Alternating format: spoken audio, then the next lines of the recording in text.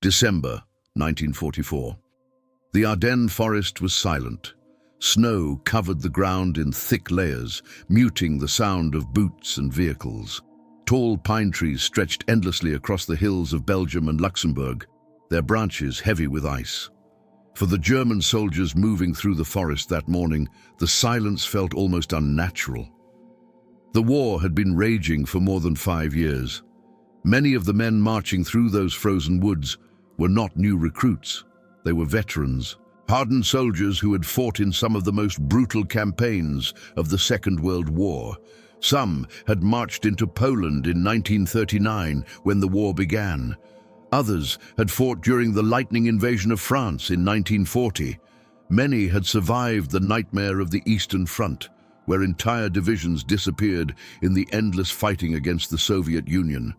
They had experienced air raids, tank battles, machine gun fire, and artillery, lots of artillery. But what they were about to experience that day would change how they thought about artillery forever. Hidden nearly 3 miles away, an American soldier adjusted his binoculars. He was standing inside the narrow tower of a damaged church. From his position high above the trees, he could see movement in the distance. A column of German infantry was slowly advancing along a narrow forest road. The observer lowered his binoculars and looked down at the map spread across a small wooden table beside him. The map was covered in grid lines. Each square represented a precise location on the battlefield. Every hill, every road, every forest clearing. The soldier carefully measured the position of the German column using the grid references. Then he picked up his radio microphone.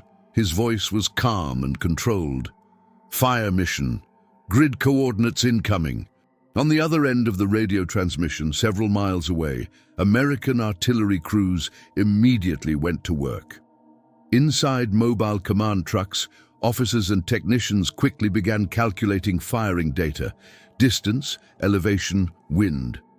Gun crews adjusted the position of their artillery pieces. Massive steel barrels slowly rotated toward the same invisible point deep inside the forest. Within less than a minute, dozens of guns were ready. The command was given. Fire. Across the countryside, artillery pieces roared to life. The thunder of exploding propellant charges echoed through valleys and hills. Massive shells were launched high into the winter sky. Seconds later, they began falling. At first, the German soldiers heard nothing. They continued marching through the forest, unaware of what had just been unleashed above them. Then one soldier heard a distant whistling sound. He stopped walking. The sound grew louder and louder. Then the first shell struck. The explosion shattered the quiet forest with a deafening blast. Snow, dirt, and fragments of trees were thrown high into the air. Before the soldiers could react, a second shell exploded nearby. Then another. Then dozens more. Within seconds, the entire forest was erupting in violent explosions. Trees snapped like matchsticks. Huge craters opened in the frozen ground. Entire groups of soldiers disappeared in clouds of smoke and flying debris. Some German troops tried to run for cover. Others threw themselves to the ground. But the shells kept coming. The barrage intensified. More artillery joined the attack. Dozens of guns firing from miles away continued to rain destruction on the trapped soldiers. To those caught in the bombardment, it felt as if the sky itself had turned into a weapon. There had been no warning, no gradual buildup of fire, just sudden, overwhelming devastation. For the German veterans, trapped in that forest, something became clear very quickly. This was not the artillery they had faced before. This was American artillery, and once it started firing, there was almost nowhere left to hide. For most of military history, artillery had already been considered one of the most powerful weapons on the battlefield. Cannons had been used for centuries to break fortifications and destroy enemy formations. During the First World War, artillery had reached an entirely new level of destructive power. Entire landscapes were transformed into craters and mud by constant bombardment. Millions of soldiers were killed by artillery fire. But by the time the Second World War began, military planners were still trying to solve one major problem: speed. Traditional artillery systems were often slow to react. When enemy troops were spotted, commanders usually needed time to organize artillery fire. Observers had to report enemy positions. Commanders had to approve the strike. Guns had to be aimed. Coordinates had to be calculated. Sometimes the process could take half an hour, sometimes even longer. On a rapidly changing battlefield, that delay could mean the difference between success and failure. The United States Army decided to approach the problem differently. Instead of treating artillery as a slow, supporting weapon, American planners began designing a system that would allow artillery to respond almost instantly. The idea was simple, but the execution required an enormous amount of coordination, training, and technology. The first key element of the system was the forward observer. Forward observers were specially trained soldiers who operated very close to the front lines. Their job was to watch the battlefield. They were often placed in elevated positions where they could see enemy movements clearly. Some climbed tall trees. Others hid in church towers. Sometimes they operated from hilltops or ruined buildings overlooking enemy territory. From these positions, they constantly scanned the battlefield using binoculars. Whenever they spotted enemy units, they immediately reported the information using radio communication. These observers became the eyes of the artillery. They could see targets that artillery crews miles away could never detect on their own. But simply spotting targets was not enough. The next step was directing the artillery fire itself. This is where the American system became truly revolutionary. Instead of each artillery battery operating independently, the United States Army created centralized fire direction centers. These command centers were responsible for coordinating artillery fire across large sections of the battlefield. Inside these centers, trained officers and technicians constantly monitored incoming reports from forward observers. When a target was identified, the Fire Direction Center calculated which artillery units were in the best position to attack it. Then, firing instructions were transmitted to those units. Because the calculations were done centrally, the response time was incredibly fast. A forward observer could spot an enemy unit and request artillery support. Within minutes, multiple artillery batteries could begin firing at the same target. Sometimes dozens of guns would participate in a single strike, all coordinated through radio communication, all directed toward a precise location.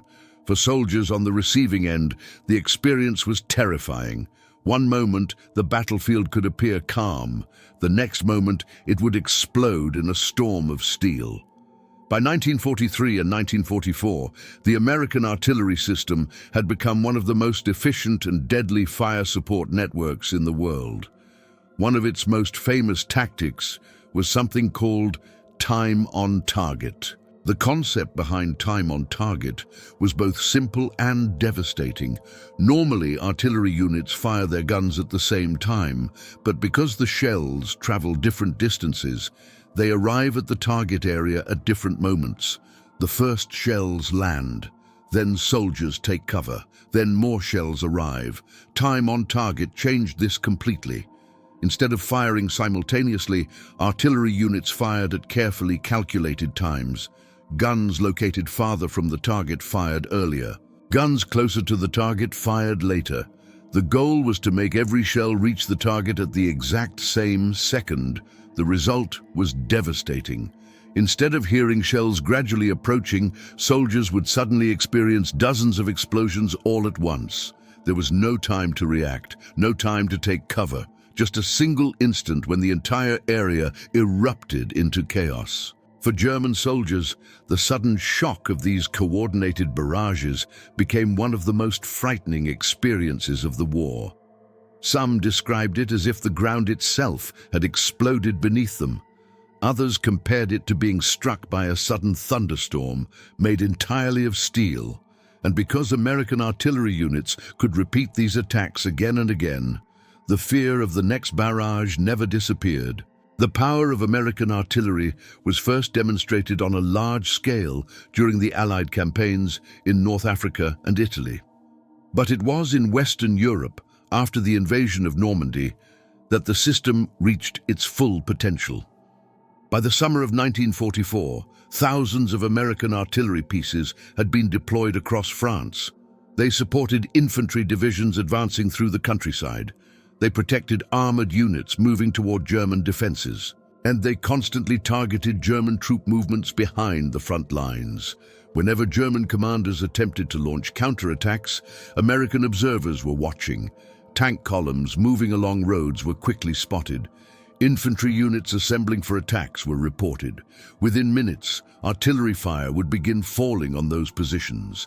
In many cases, German attacks collapsed before they even reached the battlefield. Entire formations were disrupted by sudden bombardments. Vehicles were destroyed. Communication lines were cut, and soldiers were forced to scatter for cover. One German officer later wrote in his war diary that the speed of American artillery fire was unlike anything he had ever seen. He described it as fighting an invisible enemy that could strike from miles away at any moment.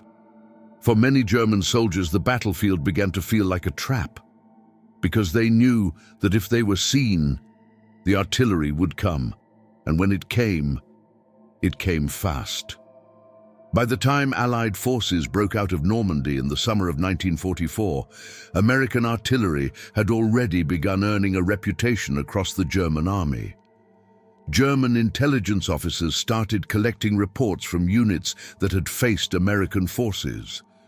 Again and again, the same description appeared: sudden artillery strikes, extremely fast response times, and massive concentrations of fire that appeared almost instantly. German commanders had faced artillery throughout the war.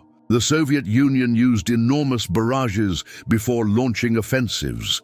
Entire front lines could shake for hours under constant bombardment. British artillery was disciplined and methodical, often supporting infantry advances with carefully timed fire plans. But American artillery seemed to operate differently. It reacted faster, and it appeared everywhere. German soldiers began noticing that whenever American units were present on the battlefield, artillery support was never far away. Even small American infantry patrols often had access to artillery fire within minutes. To many German troops, it felt as if the Americans had turned artillery into an extension of their infantry, not just a weapon for major battles, but a constant presence across the battlefield. The reason for this advantage was not only organization, it was also technology.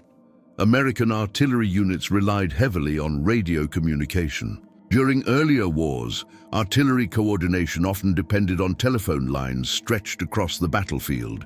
These wires could easily be cut by artillery fire or destroyed during enemy attacks. But American forward observers carried portable radios. These radios allowed them to communicate directly with artillery command centers even while moving with frontline troops. This mobility gave American forces a huge advantage. Observers could move with advancing units, climb new observation points, adjust their positions as the battle shifted, and wherever they went, artillery support could follow. German forces, by contrast, often relied on more limited communication systems. If a forward observer lost contact with artillery batteries, calling for fire support became difficult or even impossible. In fast-moving battles, this delay could be critical. The American system was designed to avoid that problem. Every infantry battalion had access to trained observers. Every artillery unit was connected through the same fire direction network. The result was a battlefield where artillery could appear almost anywhere at a moment's notice. And by late 1944, German soldiers had learned to fear that ability because it meant that any movement could bring sudden destruction from miles away. One of the most impressive demonstrations of American artillery coordination occurred during the fighting in France after the Normandy breakout. As Allied forces pushed eastward across the country, German armies attempted to slow their advance using defensive positions in towns, forests, and ridgelines. Many of these positions were carefully prepared. Machine gun nests covered roads and open fields. Anti-tank guns waited along likely routes of armored attack. Infantry dug trenches and foxholes to hold key terrain, but American forces rarely attacked these positions blindly. Instead, artillery observers carefully studied the enemy defenses. They watched troop movements. They tracked supply vehicles moving into defensive zones. They identified bunkers and weapon positions. Then they began calling in artillery fire. Sometimes the bombardments lasted only a few minutes, but those few minutes could completely change the battle. Artillery shells tore apart defensive positions before American infantry even began advancing. Bunkers collapsed under direct hits. Machine gun crews were forced to abandon their positions. Trenches filled with smoke, dust, and flying debris. When American infantry finally moved forward, they often faced defenders who were already shaken and disorganized. This combination of artillery and infantry coordination became one of the defining characteristics of American battlefield tactics during the war. And it was not limited to large offensives. Even small engagements could trigger powerful artillery responses. One example occurred during a skirmish between a German patrol and a small American unit in the countryside of France. The German soldiers believed they had encountered only a handful of American infantrymen. But one of those soldiers was a forward observer. Within minutes of the contact, he radioed a request for artillery support. German troops began noticing something strange. The American soldiers they had engaged were suddenly pulling back. The battlefield grew quiet. For a moment, it seemed like the Americans had retreated. Then the artillery shells began falling. Dozens of explosions ripped across the area where the German patrol had taken cover. The soldiers who survived quickly retreated. They had encountered only a small American unit, but the artillery response had been overwhelming. Stories like this spread quickly among German forces. They reinforced the growing belief that American troops were never truly alone. Wherever they appeared, artillery was always close behind. Another major factor behind the success of American artillery was the sheer number of guns available to Allied forces. The United States produced artillery weapons on a massive scale. Factories across the country manufactured thousands of artillery pieces during the war. One of the most famous was the 105mm howitzer. This weapon became the backbone of American field artillery units. It was powerful, accurate, and relatively mobile compared to larger artillery guns. The 105mm howitzer could fire shells weighing over 30 pounds. These shells could destroy vehicles, collapse buildings, and devastate infantry positions. More importantly, the weapon could fire rapidly. A well-trained crew could launch multiple shells per minute, and because American divisions were equipped with large numbers of these guns, they could deliver enormous volumes of fire. But the 105mm gun was only part of the artillery arsenal. American forces also used larger weapons like the 155mm howitzer. These guns fired much heavier shells capable of destroying fortified positions. Their explosions created huge craters and produced deadly shockwaves that could devastate enemy troops. Together, these different artillery systems gave American commanders a wide range of options on the battlefield. Smaller guns could provide rapid fire support for infantry units. Larger guns could target enemy strongpoints or concentrations of troops. And when necessary, both types could be combined into massive barrages. This ability to concentrate firepower became one of the most feared aspects of American artillery. In some situations, dozens or even hundreds of guns could focus their fire on a single location.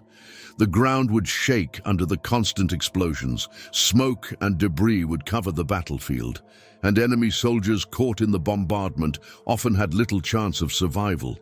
German commanders began referring to these attacks as artillery storms. Because once they began, they were almost impossible to stop.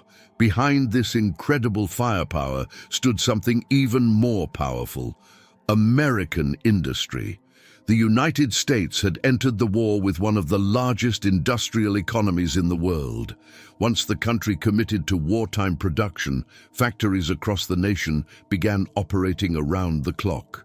Steel plants produced artillery barrels, explosives factories manufactured propellant charges, assembly lines built artillery shells in enormous quantities. Millions of rounds of ammunition were produced every month. These shells were then transported to ports along the American coast. From there, cargo ships carried them across the Atlantic Ocean.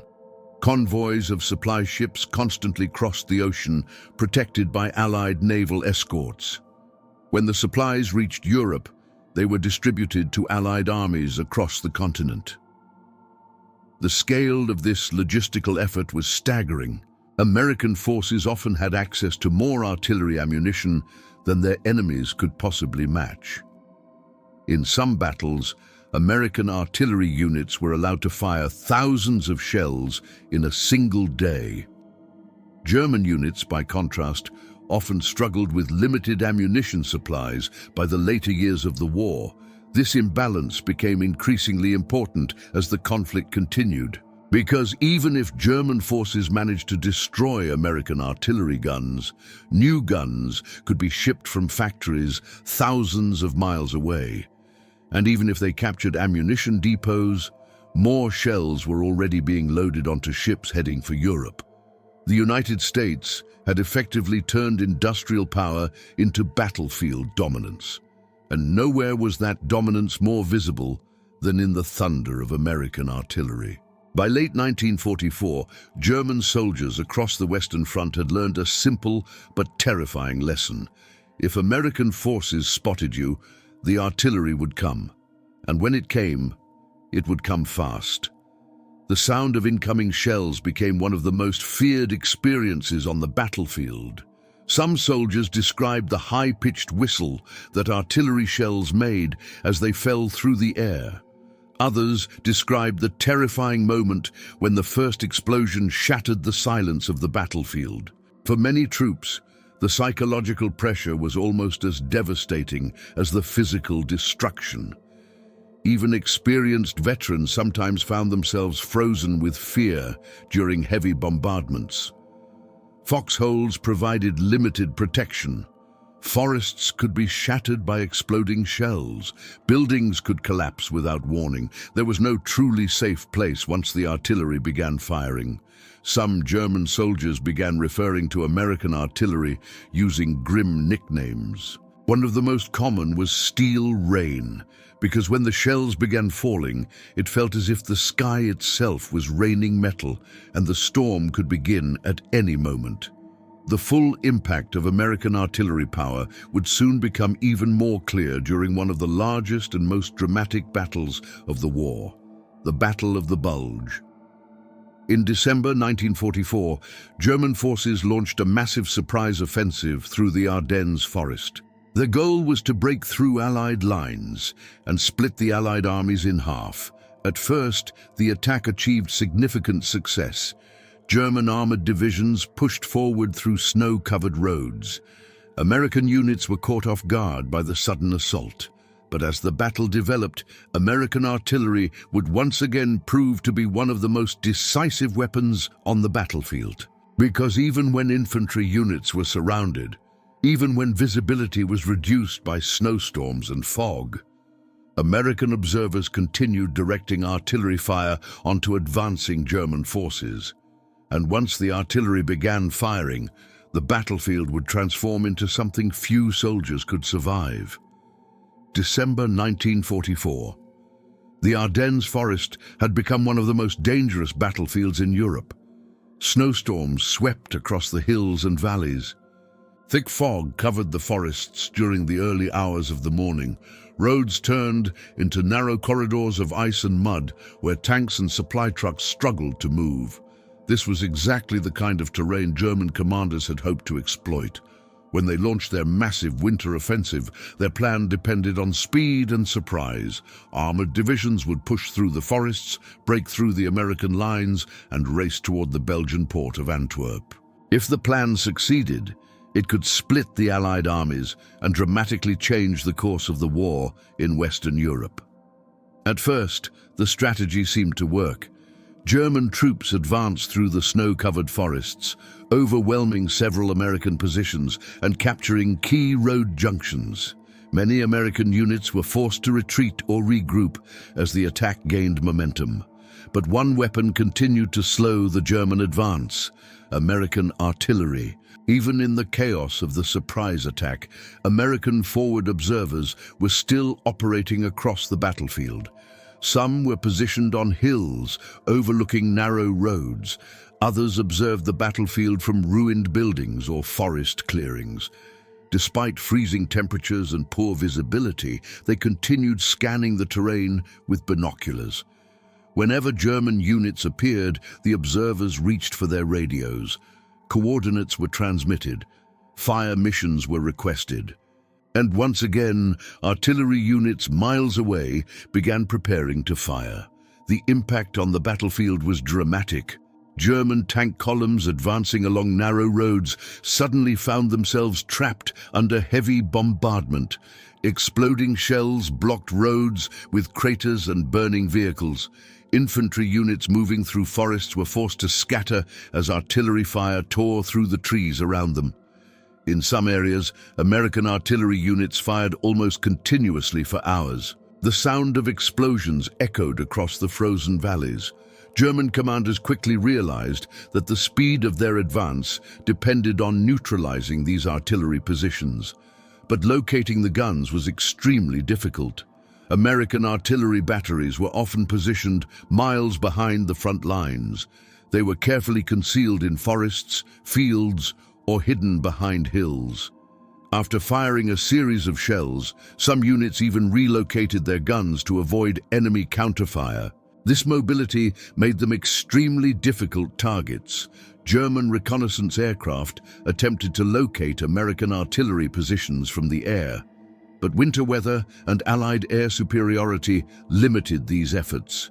Most of the time, German troops facing artillery fire had no idea where the shells were coming from. All they could hear was the distant rumble of guns somewhere beyond the horizon, and then the explosions began. One of the most famous examples of American artillery power during the Battle of the Bulge occurred near the town of Bastogne. Bastogne was a small Belgian town, but it sat at a critical crossroads. Several major roads passed through the town, making it a key objective for German forces advancing through the Ardennes. If the Germans captured Bastogne, they could move armored units quickly through the region and continue their advance toward Antwerp. American commanders understood the importance of the town. Units from the 101st Airborne Division were rushed into the area to defend it. Soon, Bastogne was surrounded by advancing German forces. The defenders were cut off. Supplies were limited. Winter weather prevented most air support from reaching the town, but one powerful weapon remained available to the American defenders: artillery. Several American artillery battalions were positioned around Bastogne when the German offensive began. Even as German forces surrounded the town, these artillery units continued operating. Forward observers positioned inside Bastogne watched the surrounding roads and fields. Whenever German troops or vehicles approached the town, artillery fire was quickly called in. German columns attempting to move toward Bastogne suddenly found themselves under intense bombardment. Explosions tore through the snow-covered fields. Tanks and trucks were destroyed along the narrow roads leading into the town. Infantry units attempting to advance across open ground were forced to take cover under relentless shelling. Despite being surrounded, the American defenders were still able to coordinate artillery fire with remarkable efficiency. Artillery shells continued to rain down on German positions around the town. One German officer later wrote in his diary that the artillery fire near Bastogne was some of the most intense he had experienced during the entire war. He described the battlefield as a landscape of constant explosions and burning vehicles. For German soldiers attempting to capture the town, the advance became increasingly dangerous. Every movement could trigger another barrage, and every road approaching Bastogne had become a potential killing zone. American artillery did not only defend positions, it also played a crucial role in offensive operations. As Allied forces advanced across Europe in 1944 and 1945, artillery support became an essential part of almost every major attack. Before infantry units moved forward, artillery batteries often bombarded enemy positions to weaken their defenses. These preparatory barrages targeted trenches, bunkers, machine gun nests, and communication lines. The goal was to disrupt the defenders and reduce their ability to resist the advancing troops. In some cases, artillery fire lasted only a few minutes. In others, the bombardment could continue for hours. The timing of these attacks required careful coordination. Artillery units had to fire long enough to damage enemy defenses, but not so long that the defenders could recover before the infantry arrived. Once the artillery stopped firing, infantry units moved forward quickly. Often they encountered defenders who were already shaken by the bombardment. Bunkers had collapsed. Trenches were filled with debris. Communication between defensive positions had been destroyed. This combination of artillery and infantry coordination allowed Allied forces to break through many German defensive lines during the later stages of the war. It also demonstrated how artillery had evolved from a supporting weapon into a central element of modern battlefield tactics. Another factor that made American artillery so effective was the training of the crews operating the guns. Artillery units required highly skilled personnel. Each gun crew had specific responsibilities. Some soldiers handled the loading of shells and propellant charges. Others adjusted the gun's elevation and direction. Another crew member was responsible for firing the weapon at the precise moment ordered. Meanwhile, officers and technicians calculated firing data based on information received from forward observers. These calculations were extremely important. Artillery shells could travel several miles through the air. Even small errors in distance or angle could cause shells to miss their targets. To avoid these mistakes, artillery crews practiced constantly. They trained to calculate firing solutions quickly and accurately. They learned how to adjust fire based on reports from observers. And they drilled repeatedly so that each member of the gun crew could perform their role under pressure. When a fire mission was received, the crew worked like a machine. Commands were shouted, shells were loaded, angles were adjusted, and within seconds, another round was launched toward the target. This high level of training allowed American artillery units to maintain a rapid rate of fire during combat. Some batteries were capable of firing hundreds of shells within a short period of time. When multiple batteries participated in the same mission, the volume of fire could be overwhelming. For enemy soldiers caught in these barrages, the experience was often described as chaos. The ground shook under constant explosions. Smoke and dust filled the air. Visibility dropped to almost nothing. Communication between units became nearly impossible. And throughout the bombardment, the shells kept coming. As the war in Europe moved into its final months in 1945, American artillery continued to play a decisive role in major battles. During the Allied advance into Germany itself, artillery units supported river crossings, urban assaults, and attacks against fortified defensive positions. German forces, already weakened by years of fighting on multiple fronts, struggled to respond effectively. Their ammunition supplies were limited, their industrial production had been heavily damaged by Allied bombing, and their ability to coordinate large-scale artillery operations had been severely reduced. American forces, by contrast, still had access to enormous quantities of artillery ammunition. Factories in the United States continued producing shells at incredible rates. Convoys continued delivering supplies across the Atlantic, and artillery units on the front lines continued firing whenever needed. For German soldiers defending their homeland in the final months of the war, the sound of American artillery had become all too familiar. The distant thunder of guns, the rising whistle of incoming shells, and the sudden explosions that followed. By this stage of the war, many German troops understood that they were facing one of the most powerful artillery forces ever assembled on a battlefield. And once that artillery began firing, there was very little they could do to stop it. By early 1945, the war in Europe was entering its final phase. Allied armies were advancing toward the heart of Germany from multiple directions. From the west, American, British, and Canadian forces pushed across the Rhine River. From the east, the Soviet Union was already advancing toward Berlin. German forces were being squeezed between two massive fronts. But even as the war approached its end, the fighting remained intense. Many German units continued defending towns, rivers, and strategic positions across their homeland. Some were experienced veterans. Others were newly formed units made up of young recruits or older reservists. Regardless of their experience, all of them soon encountered the same reality that had shaped the final years of the war in Western Europe: American artillery. By this point, American artillery had reached an extraordinary level of coordination and efficiency. Forward observers continued operating close to the front lines. Fire direction centers processed requests for fire support with remarkable speed. Artillery batteries remained connected through a complex communication network that allowed them to concentrate firepower almost instantly. This system allowed American commanders to deliver massive artillery strikes whenever enemy resistance appeared. German defensive positions were often identified quickly. Once an observer located a target, coordinates were transmitted through the artillery network. Within minutes, guns located miles away could begin firing. Sometimes dozens of artillery pieces participated in a single strike.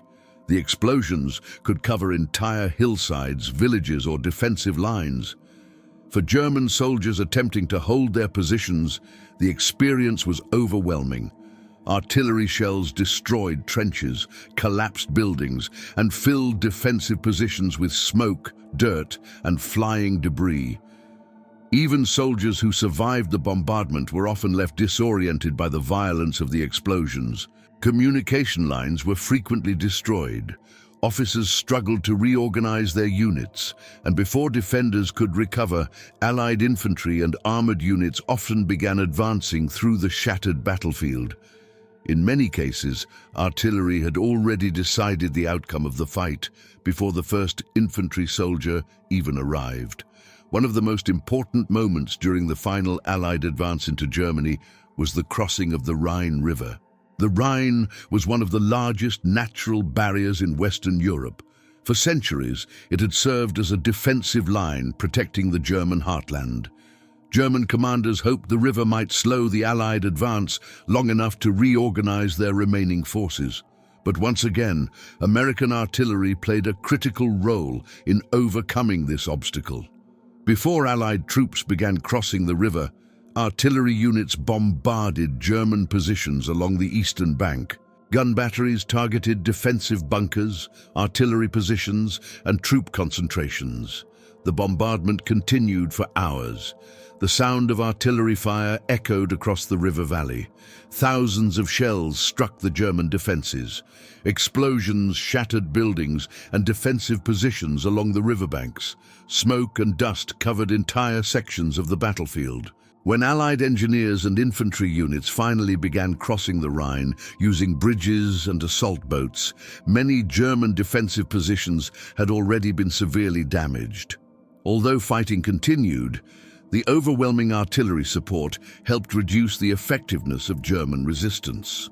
Within days, Allied forces had successfully established large bridgeheads across the river. From there, the advance into Germany accelerated rapidly. As the Allied armies pushed deeper into German territory, they encountered another difficult form of combat: urban warfare. Many German cities had been heavily damaged by years of bombing. Streets were filled with rubble. Buildings had partially collapsed, and narrow roads created dangerous environments for advancing troops. Urban combat was extremely dangerous. Defenders could hide inside buildings, basements, and ruins. Snipers and machine gun teams could fire from hidden positions. Anti-tank weapons could ambush armored vehicles moving through narrow streets. To overcome these challenges, artillery once again became one of the most important tools available to Allied commanders. Before entering heavily defended towns, artillery units often bombarded enemy positions throughout the area. Shells struck buildings suspected of hiding enemy troops. Explosions collapsed walls and created additional rubble. The bombardments made it difficult for defenders to maintain organized resistance. After the artillery fire ended, infantry units moved carefully through the streets. Although fighting still occurred, the preliminary artillery strikes often reduced the defenders' ability to coordinate their defense. In many cases, artillery support continued even during the battle inside the city. Observers located enemy positions within the urban area and called for additional fire missions. These targeted strikes could destroy particularly dangerous strongpoints that blocked the Allied advance. The combination of artillery, infantry, and armored units allowed Allied forces to gradually capture city after city as the war approached its final months. Despite the enormous power of American artillery, the soldiers operating these weapons rarely saw the results of their work directly. Artillery batteries were usually positioned miles behind the front lines. The crews loaded shells, adjusted firing angles, and launched round after round toward targets they could not see. Most of their knowledge about the battlefield came from radio messages transmitted by forward observers. Observers reported when shells landed on target. They requested adjustments to improve accuracy, and they described the effects of the bombardment. For the artillery crews, the process became a continuous cycle. Receive a fire mission, calculate the firing data, load the shells, fire, then repeat the process again and again. During major battles, artillery units could fire thousands of rounds within a single day. The work was exhausting. Crews operated heavy equipment, lifted massive shells, and worked for long hours under stressful conditions, but their role was critical because every artillery shell launched toward the enemy helped support the soldiers fighting on the front lines. Beyond its physical destruction, American artillery also had a powerful psychological effect on the battlefield. German soldiers had learned through experience that once American observers located their position, artillery fire could arrive very quickly, sometimes within only a few minutes. This constant threat created enormous stress for troops attempting to hold defensive positions. Even when artillery was not actively firing, the possibility of sudden bombardment remained. Soldiers often listened carefully for the distant sound of artillery guns or the faint whistle of incoming shells. Some veterans later described how the anticipation of artillery attacks became one of the most exhausting aspects of the war. The sudden explosions could occur at any moment, day or night, in forests, villages, or open fields. And once the barrage began, survival often depended on luck as much as preparation. Because even the deepest foxholes or strongest buildings could be destroyed by a direct hit. For many German soldiers, the psychological pressure created by American artillery was just as devastating as the physical destruction. The fear of the next barrage never fully disappeared. By the end of the Second World War in Europe, American artillery had become one of the most effective battlefield systems ever created.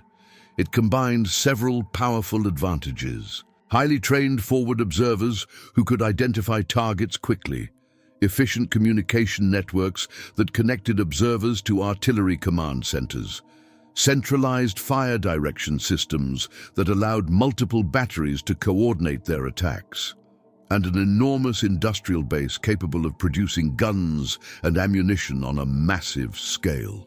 Together, these elements created an artillery force capable of delivering devastating firepower almost anywhere on the battlefield. The system influenced military doctrine long after the war ended. Many modern armies adopted similar methods for coordinating artillery fire. The principles developed during the Second World War, rapid communication, centralized coordination, and concentrated firepower, remain central to modern artillery operations today. But for the soldiers who experienced these barrages firsthand during the war, the memory was far more immediate.